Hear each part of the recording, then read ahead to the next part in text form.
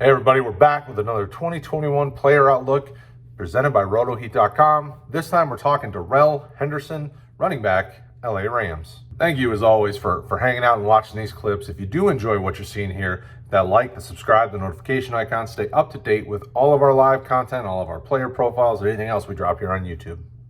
All right, so obviously everybody knows what happened to Cam Akers. It's big for Darrell Henderson in terms of fantasy. The team evaluated him after that. We think he's going to finish somewhere between running back 21, 26. We think, 3 of us think we need to hold on to him, and 7 are saying sell, sell, sell. We think his ADP will be lower next year as opposed to this year, and we think he's going to be a weekly flex starter in 2021. Obviously, currently leading into training camp is early training camp. He's a starter there. 1, think he's a dart throw. 4, think he's a weekly starter. 4, a weekly flex. And actually, we got 2 dart throws. Sorry, not 1, 2 dart throws. When you look at the fantasy pro side of things, the redraft aspect, a little low right now, most likely because we haven't necessarily seen the most accurate up to date post Cam Akers. They have him at 110 overall at RB 40. We know that's going to shoot up in terms of redraft. From a superflex dynasty perspective, our ADP is still needing to be updated at RotoHeat. For this situation, we think he's 169 overall, Dynasty Superflex, and 46, RB 46.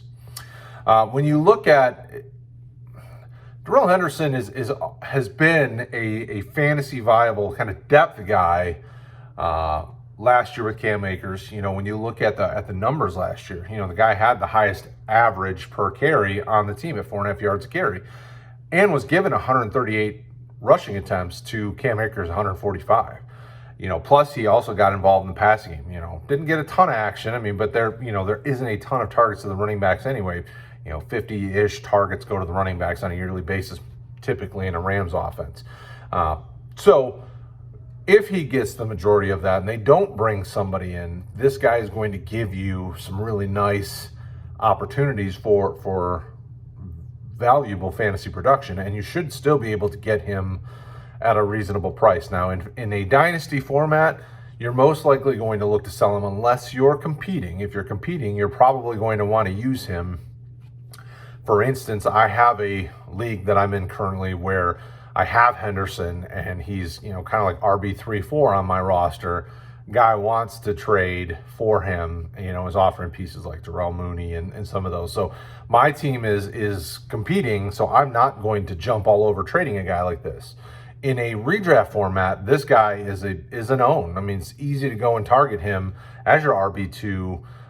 You know, even if he finishes as a low end RB2, that's still good value in a redraft format.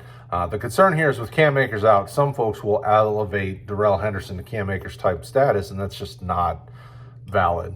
But I want to know your comments below.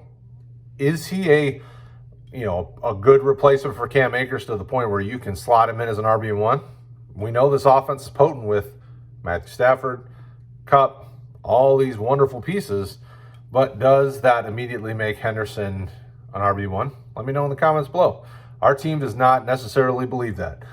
We definitely think he, you know, and he's only 23, so he's still extremely young and still has plenty of tread on the tires and fantasy relevance. This season is not, I mean, it's not like it's a reach to say that. So good luck, everybody, on this Rams backfield. It'll be interesting to see. Don't forget, check out the 2021 player profile playlist, because we're going to be dropping one for all the Rams running backs.